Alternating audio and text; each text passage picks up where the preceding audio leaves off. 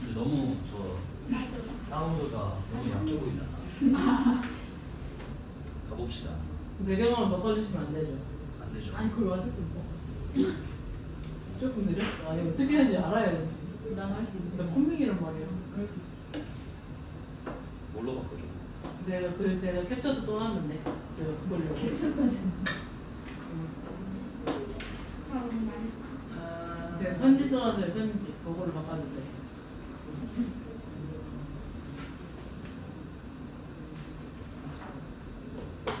이걸로? 귀엽다. 야 귀여운데? 그렇지. 잘 썼는데. 그죠? 약간 낯서가면서 왜 쌤이야? 국어 쌤이시니까.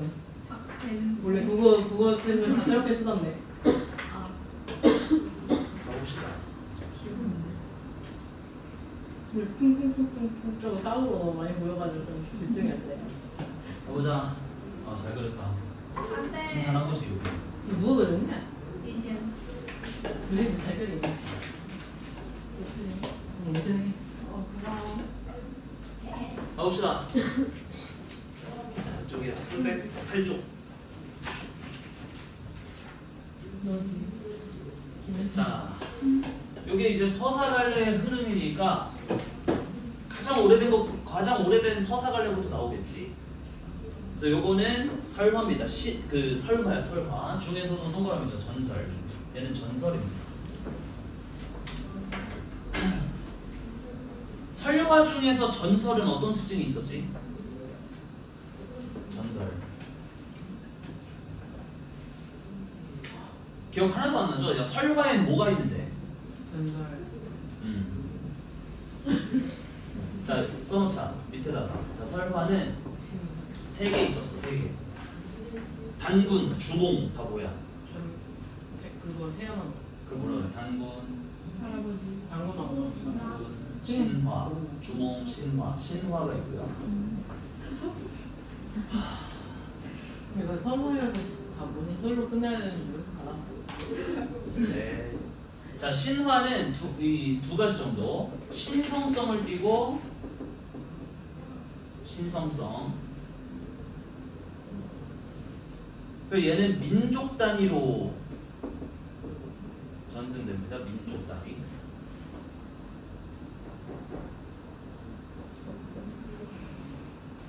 그래서 뭐 단군 신화, 주몽 신화 그런 것도 다 이제 뭐 한 민족 혹은 뭐 신라라는 민족, 고구려라는 민족과 관련되잖아. 자, 전설은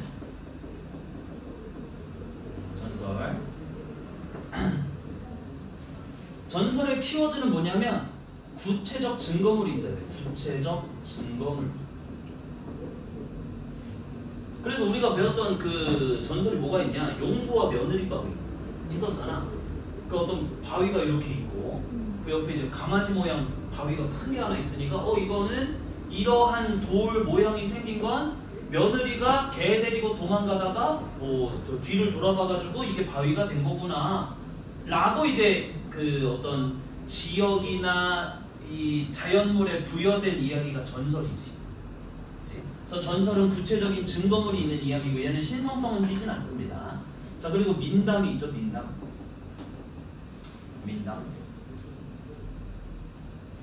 자, 민담은 뭐였냐면 뭐 구체적 증거물도 없고 신성성도 없는데 그냥 흥미성이 있어. 흥미성. 재밌는 이야기를 통해서 교훈을 전달합니다. 교훈 전달. 또 민담 이런 게 이제 꽁지팔찌 그런 게 이제 민담이죠. 그래서 우리가 볼 건 그 중에서도 이제 전설. 구체적 증거물을 바탕으로 하는 이야기지. 그렇죠? 네, 그래서 이건 설화 중에서 이제 전설이 되는 거고, 이제 써놓을게요. 구체적 증거물. 거울이 있다. 그리고 얘는 환몽설화입니다. 환몽설화. 환몽이 뭘까? 꿈에서 돌아오는 거지. 그래서 꿈을 꿨다가 돌아오는 이야기가 이제 환몽. 그리고 이 작품은 환몽설화예요. 그래서 성격도 환몽적이고 교훈적이야. 이 작품은. 이 이야기를 통해서 전달하고자 하는 교훈이 있습니다. 그리고 불교적이고, 왜 불교적이냐면, 자, 이련이 편집을 했거든. 이련이 못 썼는데 이런 삼국유사. 그래서 이 조신의 꿈도 삼국유사에 실려 있습니다. 네. 그래서 이련이 스님이잖아. 그래서 이제 불교적인 이야기가 담겨 있는 그 이야기예요. 전설이야. 자, 배경은 신라 시대의 명주 난리군이라고 하는 지역이고, 이제 뒤에서 볼 겁니다. 이름이 난리군이에요. 자, 주제는 인간의 욕망과 집착의 무상함. 그런 거 다 쓸데없다, 다 허무한 것이다 라는 주제를 전달하는 게 이제 교훈이겠지. 네. 자, 특징 볼게요. 현실, 꿈, 현실의 환몽 구조로, 어떤 소설의 근원이 될까? 우리 구운몽 같은 소설을 무슨 소설이라 했죠? 뒤에가 몽으로 끝나면 몽자류 소설이었지. 몽자류. 그러니까 꿈에 몽자가 들어가는 소설이다 해서 몽자류 소설이었어요. 그래서 이것도 조신의 꿈이라고 번역되어 있지만 결국에 조신몽이야. 조신몽. 그래서 그런 거에 따라서 이제 몽자류 소설들이 태어난 거라고. 그래서 이 작품이 그러한 몽자류 소설의 근원이 된다. 자, 밑에는 구체적인 배경과, 좀 좁은데 배경이에요. 네. 미안합니다. 그리고 증거물이 제시되어서 증거물이 제시됨으로써 전설로서의 특징이 나타난다. 이렇게. 이제 자, 한번 보겠습니다. 작품을 앞에 볼게요.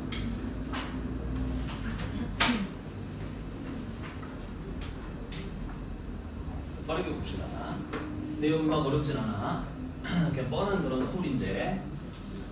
자, 옛날 신라 시대 때 세달사, 지금의 흥교사다. 좀 있죠? 옛날 신라 시대 때 세달사, 지금의 흥교사다. 요게 구체적, 시간적이고 공간적인 배경이지. 구체적인 시간적, 공간적 배경. 시간적 배경은 신라시대일 거고 공간적 배경은 세달사겠지. 지금은 흥교사를 제시함으로써 작품에 뭘 더할까? 사실성과 신빙성을 더하겠지. 사실성, 신빙성.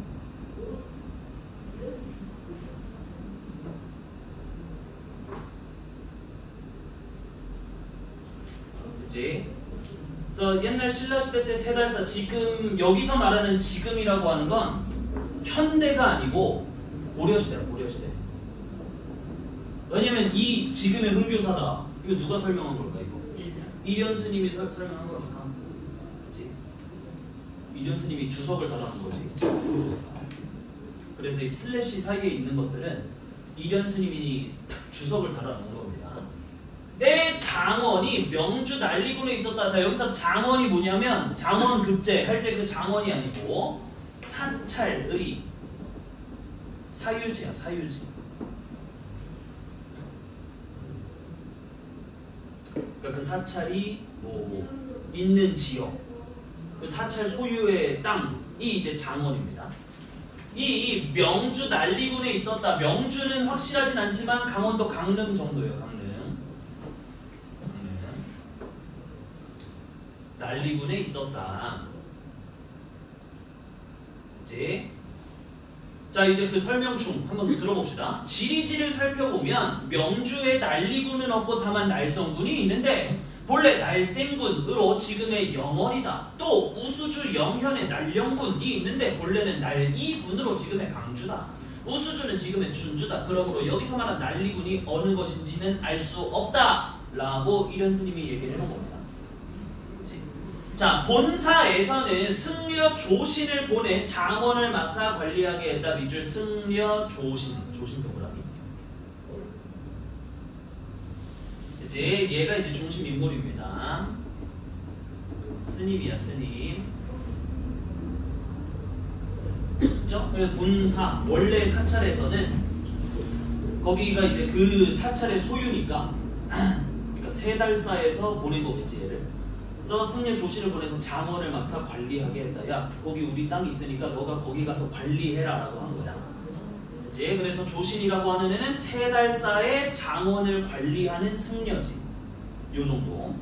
볼게요. 자, 조신은 그 땅에 이르러서, 장원에 이르러서 태수 김흔의 딸을 깊이 연모하게 되었다. 괄호로 볼게. 태수 김흔의 딸을 깊이 연모하게 되었다. 그래서 여러 번 낙산사의 관음보살 앞에 나가서 남몰래 인연을 맺게 해달라고 빌었으나, 괄호로 묶을게요. 이것도 낙산사의 관음보살 앞에 나가서 남몰래 인연을 맺게 해달라고 빌었으나까지. 이 두 부분이 뭐냐면, 괄호로 묶으면 땡땡, 조신의 뭘까? 야, 승려가 여자 좋아가지고 걔랑 결혼하게 해달라고 빌면 돼, 안 돼? 안 되죠. 왜냐면 남녀간의 사랑이라고 하는 건 불교 입장에서 어디의 것일까? 하늘, 속세의 것이지 해서 조신의 세속적 욕망, 세속적인 욕망을 가지게 된 거지, 얘가. 그치? 그래서 빌었으나 어떻게 됐냐면 성취된 게 아니고 밑줄 몇 년 뒤 그 여자에게 배필이 생겼다. 그 여자가 딴 남자랑 결혼을 하게 됐다고 해서 요게 욕망의 좌절, 욕망이 좌절됐습니다. 조신은 다시 관음보살 앞에 나아가 관음보살이 자기의 뜻을 이루어주지 않았다고 원망하여 날이 저물도록 슬피 울었다. 미주씨가? 관음보살이 자기의 뜻을 이루어주지 않았다고 원망하여 날이 저물도록 슬피 울었다. 자, 이게 뭐냐면 불교 용어로 뭘 겪고 있는 걸까? 번거로운 번뇌, 뭐 갈등, 번민, 이런 거지. 그치? 그 율리아드 배우죠.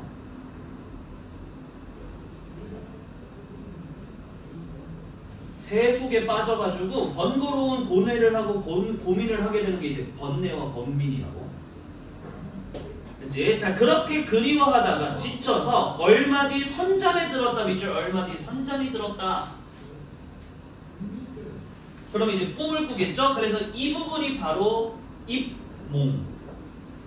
합니다. 입몽. 현실에서 꿈으로 들어가는 걸 입몽이라고 하지. 이제 그래서 막 울다가 지쳐가지고 선잠이 들었는데 꿈에, 자, 꿈 네모. 여기서부터 이제 꿈 이야기입니다. 꿈에 갑자기 김씨의 딸이 기쁜 모습으로 문으로 들어오더니 활짝 웃으면서 말했다. 저는 일찍이 스님의 얼굴을 본 뒤로, 조신이겠지? 당신 얼굴을 본 뒤로 사모하게 되어 한순간도 잊은 적이 없었습니다.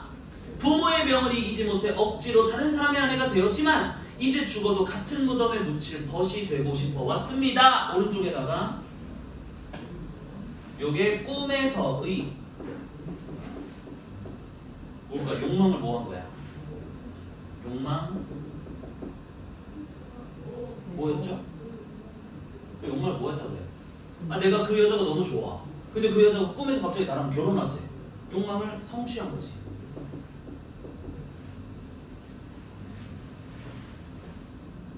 그치? 이거 지금 조신이 그 여자한테 하는 말이 아니고 그 여자가 갑자기 나한테 와가지고 김씨 딸이, 이 김흔의 딸이 와가지고 나한테 좋다고 하는 거니까 욕망 성취한 겁니다.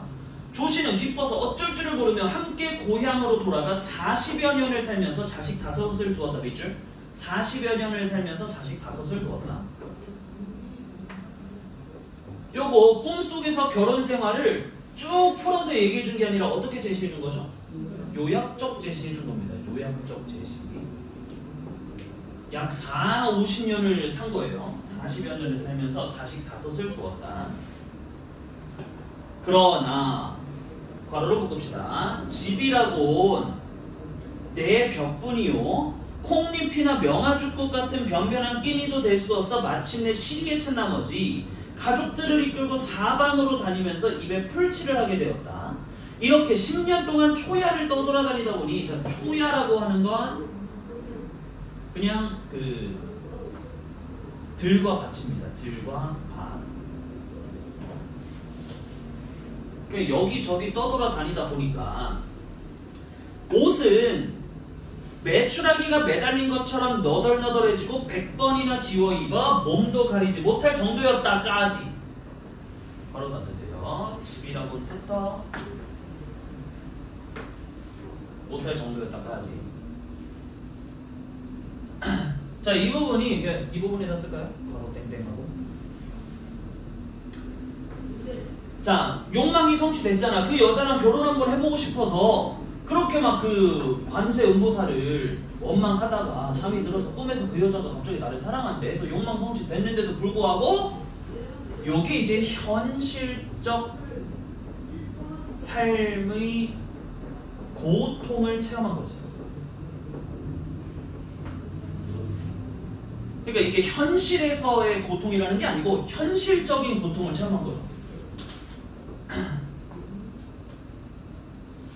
그치? 그러니까 욕망이 성취되었음에도 불구하고 뭐 꿈과 같은 그런 그 엄청난 사랑을 막 하고 행복한 삶을 산 게 아니고 굉장히 현실적인 고통을 체험한 거라고. 그치? 그래서 엄청나게 어렵게 산 겁니다. 강릉 해현령을 지날 때 여기저기 막 떠돌아다니면서 살다가 해현령을 지날 때 15된 큰아들이 굶주려 그만 죽고 말았다. 밑줄 15된 큰아들이 굶주려 그만 죽고 말았다. 요거는 단순히 그냥 어렵게 가난하게만 산 게 아니고 아들이 죽었잖아. 그래서 비극성이 심화되죠. 비극성 심화. 아들이 죽었대. 자, 조씨는 통곡하며 길가에다가 묻어주고 아들을 묻어주고 남은 네 자식을 데리고 우구편, 지금의 우현에 도착하여 길가에 띠풀로 엮은 집을 짓고 살았더라. 어렵게 산 거지.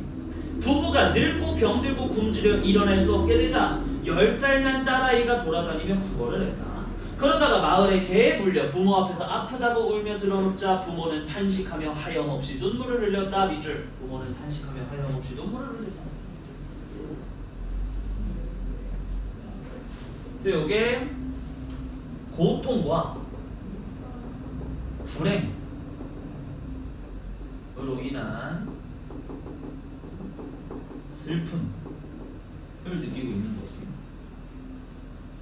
극대화된 거죠. 이 슬픔이. 가난하게 살면서 점점 슬픔 심화되다가 아들도 죽고 거기서 끝나는 줄 알았더니 그 10살 난 딸아이가 나가서 이제 구걸하다가 걔한테 물려온 겁니다. 들어온 거예요. 자, 그래서 너무 슬프니까 부인은 눈물을 씻더니 갑자기 말했다. 내가 처음 당신을 만났을 때는 얼굴도 아름답고 꽃다운 나이에 옷차림도 깨끗했습니다. 한 가지 맛있는 음식이라도 당신과 나눠 먹고 몇 자 되는 따뜻한 옷감이 있으면 당신과 함께 해 입었습니다. 집을 나와 산 50년 동안 정부는 가까워졌고 은혜와 사랑이 깊었으니 두터운 인연이라고 할 수 있습니다. 그러니까 더 이상 사랑하지 않는 게 아니야. 난 좋아. 50년 동안 행복했어. 그러나 몇 년 이래로 쇠약해져 병이 날로 더욱 심해지고 굶주림과 추위도 날로 더해오는데 겹방살이에 하찮은 음식조차 빌어먹지 못하여 이 집 저 집에서 구걸하며 다니는 부끄러움은 산과 같이 무겁습니다. 아이들이 추위에 떨고 굶주려도 돌봐줄 수가 없는데 어느 겨울에 사랑의 싹을 틔어 부부의 정을 즐기겠습니까? 지금쯤 한 70살쯤 됐는데 아직도 부부의 정을 즐기고 싶은가 봐. 젊은 날에 고왔던 얼굴과 아름다운 웃음도 풀잎 위에 이슬이 되었고, 이렇게 가로를 볼까요? 젊은 날에 고왔던 얼굴과 아름다운 웃음, 또 요게 중요해요. 밑줄 풀잎 위에 이슬이 되었고,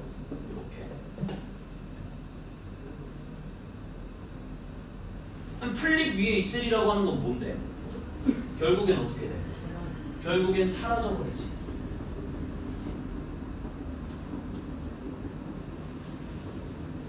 결국엔 그 위태위태하다가 결국엔 떨어져 버리잖아.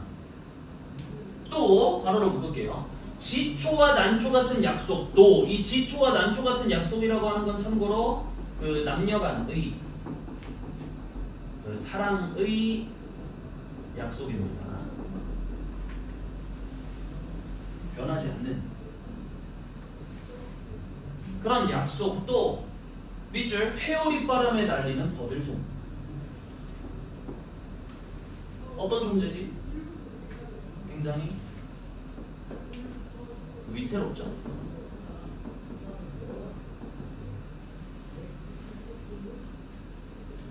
그치? 그래서 우리의 그 아름다웠던 얼굴과 아름다웠던 웃음도 지금은 다 사라져버리는 거고, 또 우리의 그 사랑과 우리의 약속도 지금은 다 흩날리게 되어버린 거 아니냐라고. 당신은 내가 있어서 근심만 쌓이고 나는 당신 때문에 근심거리만 많아지니 곰곰이 생각해보면 밑줄 옛날의 기쁨이 바로 근심의 시작이었던 것입니다. 여기서 말하는 옛날의 기쁨이라고 하는 게 결국엔 둘 간의 사랑이지. 우리가 사랑한 게 바로 근심의 시작이었던 것입니다. 그래서 이 부분에서 알 수 있는 게 바로 자, 이 사랑을 왜 하게 됐는데? 얘네 둘이 서로 반했으니까. 서로 반해서? 서로 언제 반했는데? 옛날에 서로 반했어 진짜? 현실에서? 아니지. 현실에서는 딴 남자랑 결혼했잖아. 근데 이 둘이 왜 만나게 됐는데? 꿈을 왜 꿨는데? 누가 바랬어? 조신이 바래가지고 그런 거잖아. 그걸 앞에서 뭐라고 표현했냐면 조신의 무슨 욕망이었죠? 세속적 욕망이었지. 그래서 결국에 여기서 말하는 옛날의 기쁨이라고 하는 건 조신의 세속적 욕망이야. 그것 때문에 생긴 거라고.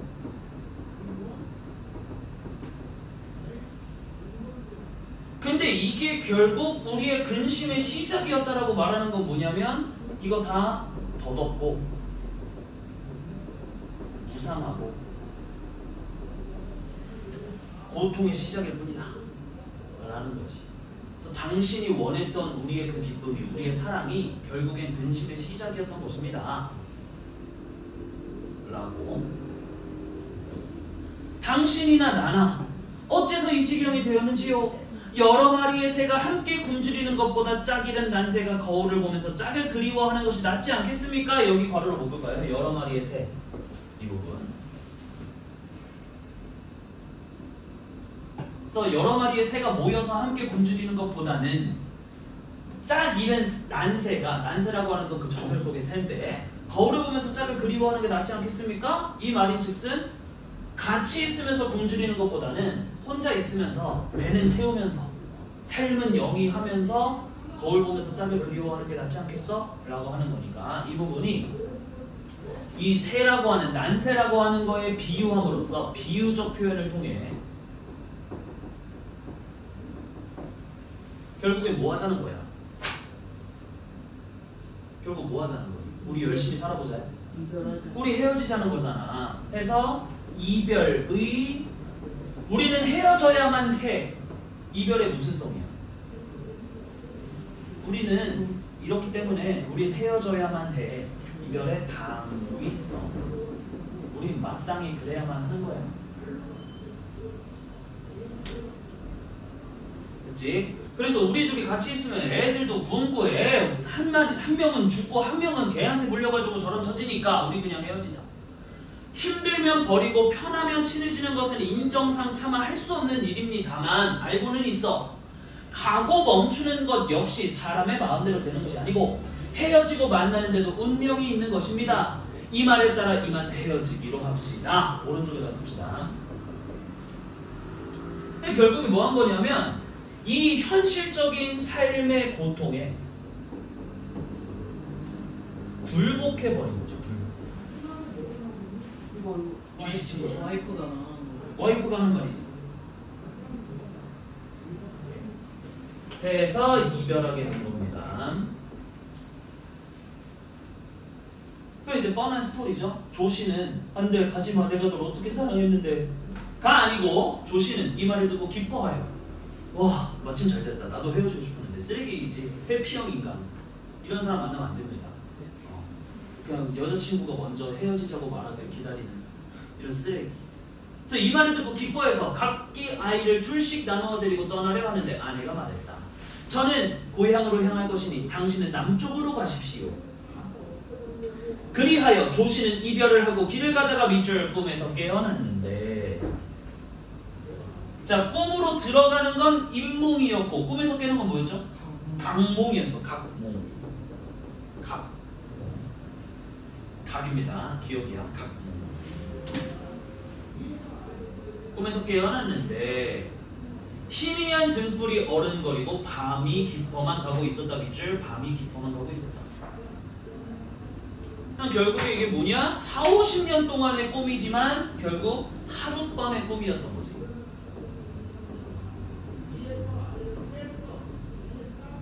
하룻밤 사이에 꿈을 꾸면서 다 그 40년, 50년을 경험을 한 겁니다. 됐지? 자, 밑에 아침이 되자 밑줄 칠게요. 수염과 머리카락이 모두 하얗게 새어 있었다. 이게 시간이 50년이 흘렀다라는 게 아니고 이 하룻밤 꿈을 통해서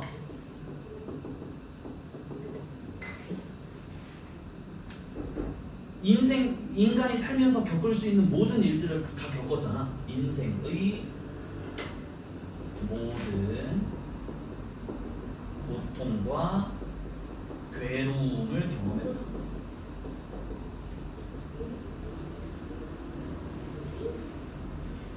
그래서 하룻밤밖에 안 지나 있는데 머리가 다 하얗게 새어 있었던 거죠. 꿈에서 그런 걸 다 겪었으니까. 자, 조씨는 망연자실하여 세상 일에 전혀 뜻이 없어졌다. 밑줄. 조씨는 망연자실하여 세상 일에 전혀 뜻이 없어졌다. 그래서 요게 바로 이 작품의 주제야. 주제. 그래서 조신이 뭐에 대해 깨달은 거죠? 세상 일에 전혀 뜻이 없어졌대. 네 글자로. 이거 다 쓸데없구나. 인생 무상을 깨달은 거지.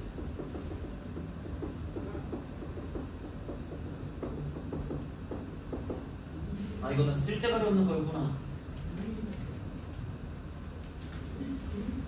내가 그 김흔의 딸을 사랑해봤자, 내가 김흔의 딸이 딴 놈이랑 결혼했다고 슬퍼해봤자 아무 소용없구나. 이렇게 고달프게 사는 것도 이미 싫어졌고, 왜냐면 꿈에서 경험을 했으니까. 마치 100년 동안의 괴로움을 맛본 것 같아 세속을 탐하는 마음도 얼음 녹듯이 사라졌다.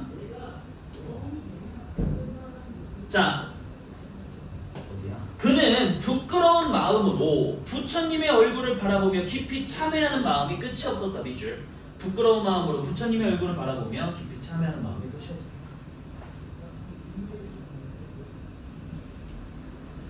그래서 요게 바로, 얘는 그냥 원래부터 승려였으니까 이런 그 생각 자체를 했으면 안 됐는데 그게 너무 부끄러웠던 거지. 그래서 세속적 욕망을 품은 것에 대한 부끄러움과 반성을 하게 된 거죠. 그치? 내가 내 아내를 제대로 먹여 살리지 못해서 부끄럽고 그런 게 아닙니다. 아, 내가 세속적인 욕망을 품어서 부처님이 이렇게 나를 그 반성을 하게 한 거구나 해서 참회를 한 거라고. 자, 돌아오는 길에 해현으로 가서 밑줄 쳐봐. 해현. 해현이 어디였죠? 앞에 하나 나왔는데 해현령에 뭘 했지?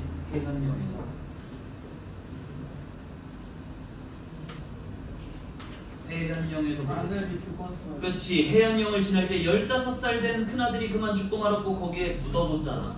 꿈에서. 그래서 해현으로 가서 아이를 묻었던 곳을 파보니 돌미륵이 나왔다. 돌미륵 대모. 밑에다가 한 2가지 정도의 역할을 합니다. 이 돌미륵이. 일단 첫 번째, 조신이 거기 봤더니 뭐 아들이 있었던 건 아니지만 거기에 돌미륵이 있었대. 그러면 어떤 생각을 하냐면, 아, 이거 뭔가 진짜 있었던 일인 것만 같다. 나는 꿈속에서 경험한 게 아니라 이런 일이 진짜로 있었던 것 같은데? 라고 생각을 할 거 아니야. 그래서 꿈과 현실을 있는 매개체의 역할을 하고, 그러니까 마치 그런 거죠. 유충열전에서도 그 엄마가 꿈을 꾸잖아. 기억나니? 엄마가 꿈을 꾸는데 거기에 한 노인이 와가지고 뭘 주지 엄마한테? 붉은 부채를 주지. 그 붉은 부채가 깨어보니까 있어서 없었어. 그거랑 똑같은 역할을 하는 거라고. 꿈과 현실을 이어준다. 그러면 조신으로 하여금 이거 진짜 있었던 일이었나 보다 하고 신빙성을 갖게 하겠지. 그리고 플러스 거기서 나온 게 미륵이야. 미륵이 뭔데? 미륵이 뭐야? 미륵이 뭔지 몰라? 미륵도살. 미륵이 뭐냐면 부처님의 몸을 미륵이라고 하거든요. 그래서 거기서 하필 나온 게 돌미륵이라고 하는 건 부처의, 이 꿈의 내용이 부처의 가르침이었음을 깨닫게 하는 존재가 되겠지. 아, 이거 부처님이 나한테 이런 경험을 하게 만드신 거구나.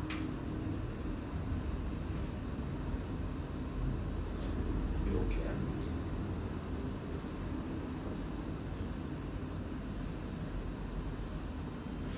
그리고 하나만 더 하자면 여기 이제 구체적 증거물이 됩니다. 구체적 증거물.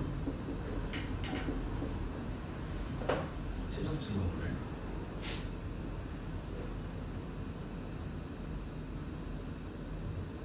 그래서 꿈속에서 아들을 묻었던 곳을 파봤더니 거기에 돌미륵이 있었고, 그것을 물로 깨끗이 씻어서 가까운 절에 보시고 서울로 돌아와. 여기서의 서울은 수도니까 뭐 경주였겠죠. 서울로 돌아와서 장원을 관리하는 직책을 사임하고 개인 재산을 덜어 정토사를 짓고서 수행했다. 밑줄. 정토사는 메모칠게요. 정토사를 짓고서 수행했다.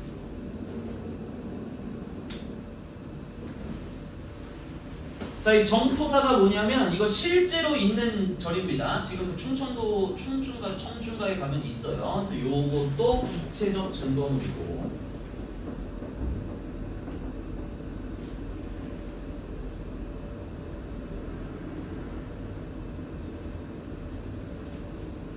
그리고 이런 걸 이제 뭐라고 하냐면 이때부터 이제 정토사라는 절이 생겨나기 시작했다 해서 이 절이 왜 생겼는지에 대한 그런 이야기가 굉장히 많거든요. 특히 이제 삼국유사에 그런 걸 다 뭐라고 하냐면 사찰 연기설화라고 해요. 사찰 연기설화.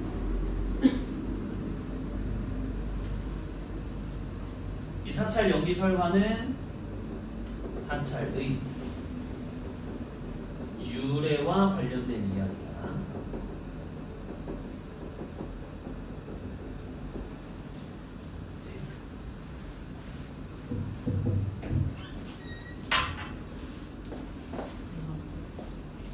참고로 여기서 수행했다라고 하는 건 뭐냐면, 여기서 수행은 수행했다. 뭐 수행평가했다. 어떤 행동을 수행했다가 아니고 그 가르침에 정진하다. 정진은 나아가는 거지. 꾸준히 나아가는. 정토사 짓고서 거기서 이제 불교 공부 열심히 했다고. 그 후에 아무도 조신의 종적을 알지 못했다. 이렇게.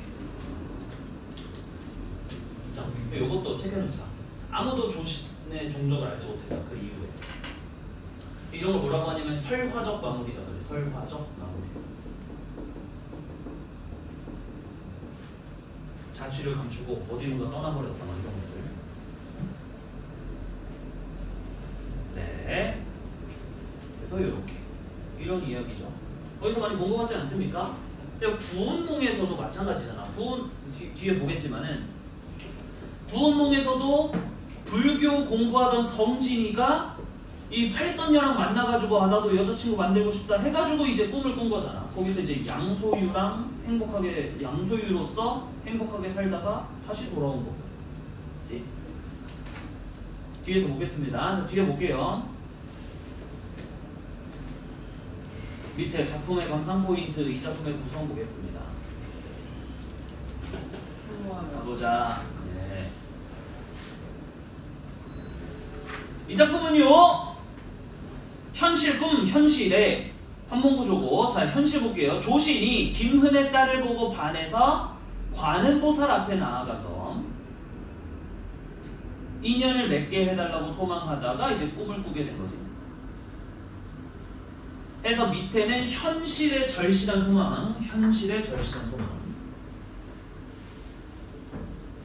현실. 그래서 절실하게 소망을 했고, 자 이제 임몽했습니다. 김은의 딸이 갑자기 조신을 찾아와서 함께 살기를 정하여 부부가 되었으나 고통스러운 삶을 살다가 결국 헤어지기로 한다. 해서 꿈속에서의 체험이 되고, 그리고 이거 중요해요.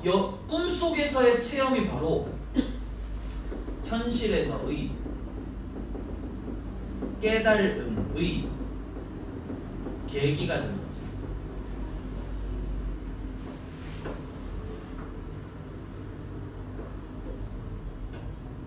아, 그렇게 살아봤자 다 쓸데없구나 라는 걸 깨닫게 되니까.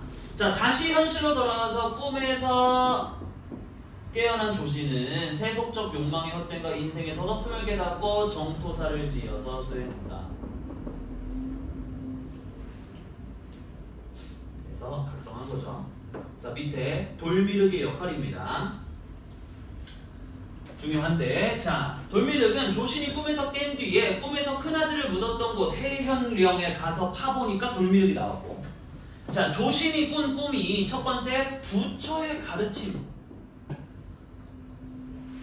인한 것임을 드러내며, 그리고 꿈과 현실을 이어주는 매개체라고 했지. 꿈과 현실을 잇는 매개체. 자, 이게 진짜로 부처님이 나에게 깨달음을 주기 위해서 나한테 경험하도록 한 거였구나 라고 깨닫게 되겠죠. 자, 꿈의 역할은 조신이 꿈에서나마 김은의 딸과 인연을 맺는 욕망을 성취하지만 고통스러운 삶을 살다가 이별을 맞는 것으로 꿈을 마치게 됐다. 그래서 조신의 욕망을 반영하는 동시에 세속적인 욕망의 부질없음을 깨닫게 하기 위한 작가의 의도가 반영되었다. 여기 밑줄 쳐봅시다. 세속적인 욕망의 부질없음을 깨닫게 하기 위한 작가의 의도. 그래서 결국 그런 것은 쓸데없다를 우리한테 알려주고 싶었던 거라고. 넘어가서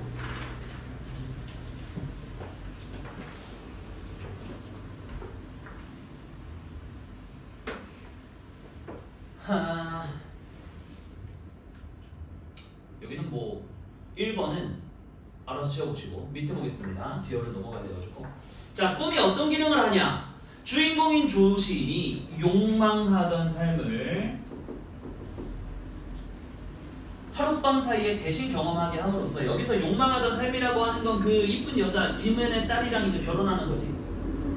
함으로써 현실 세계에서 지니는 욕망의 덧없음 과 삶의 괴로움을 깨닫도록 하고 있다. 이렇게. 그렇지? 니네 그 서술형으로 많이 나오는 거 알죠? 학습활동 해서 조신이 욕망하던 삶을 하룻밤 사이에 대신 경험하게 함으로써 현실 세계에서의 욕망의 덧없음과 삶의 괴로움을 깨닫도록 한다. 자, 밑에 볼게요. 전설. 자, 설화는 구비문학의 일종으로 밑줄 구비문학입니다. 구비문학의 일종이지. 각 민족 사이에 전승되어 오는 신화, 전설, 민담 동그라미, 신화, 전설, 민담 따위를 통틀어 이르는 말이다. 자, 신화는 고대인의 사유나 표상이 반영된 신성한 이야기로 밑줄 신성한 이야기. 옛날 사람들의 그런 생각이 반영되어 있는 신성한 이야기로 우주의 기원, 신이나 영웅의 사적은 이제 그 개인의 업적이지. 민족의 태고 때의 역사 등을 주로 다루더라. 해서 신성한 이야기로 이런 식의 이제 큰 이야기들. 전설은 어떤 공동체의 내력이나 자연물의 유래, 이상한 체험 따위를 소재로 한 이야기인데, 전설 속 사건은 대체로 밑줄 구체적인 시간과 장소를 배경으로 진행되는데, 해당 전설을 뒷받침하는 증거물, 밑줄 증거물이 실제한 경우가 많더라.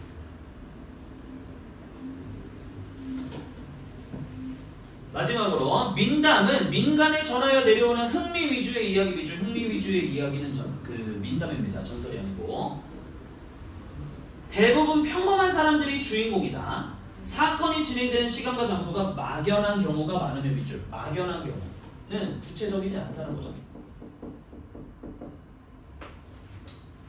그래서 대부분이 어떻게 시작하냐? 대부분의 민담이 옛적에 호랑이 담배 피던 시절에 그런 걸로 시작되는 게 이제 민담이라고. 자, 이야기의 증거물 중시되지도 않아요. 증거 없어도 돼. 그치? 뭐 흥분을고 그런 이야기에서 박이 충분히 있을 필요가 없잖아요. 그치? 자, 밑에 신화전설 민담 중에서 전설에 해당하고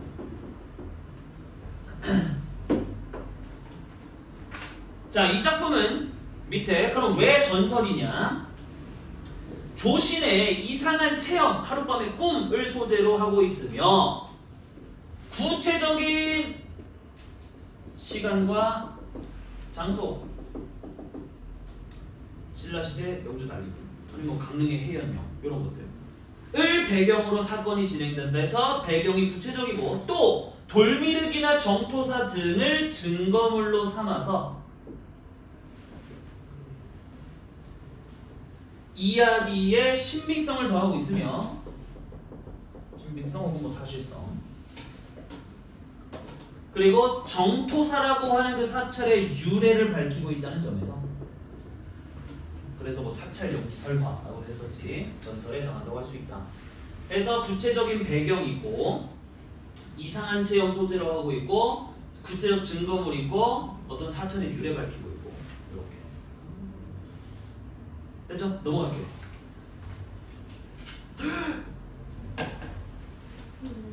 얘는 다음 시간에 합시다. 고생했습니다. 잘 다녀오시고요. 수목 금요일에 오나요? 네. 금요일 몇 시에 오죠? 6시, 7시? 진짜로. 별 의미 없이 물어보는 거예요. 진짜로. 6시, 7시? 네. 네, 알겠습니다. 근데 그날 오라고 하면은 좀 그렇지. 네. 좀 올해가 이제까요? 그렇죠.